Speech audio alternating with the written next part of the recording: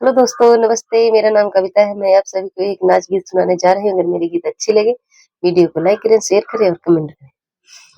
अधिया आई गई राजा फगुनवा में, अधिया आई गई राजा फगुनवा में, फगुनवा में हो फगुनवा में, अधिया आई गई राजा फगुनवा में, आधी आई गई राजा फगुनवा में, वही अधिया में सासु मोरी उड़ी गई, वही अधिया में सास मोरी उड़ी गई, जिया छूटी गई राजा झगड़वा से, अधिया आई गई राजा फगुनवा में, जिया छूटी गई राजा झगड़वा से, अधिया आई गई राजा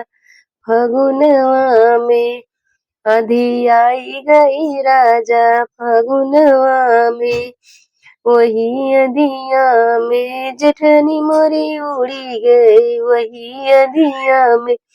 जेठानी मोरी उड़ी गई, जिया छूटी गई ले राजा या लगवा से, अधिया आई गई राजा फगुनवा में, जिया छूटी गई ले राजा झगड़वा से, अधिया आई गई राजा फगुनवा में, अधिया आई गई ले राजा फगुनवा में,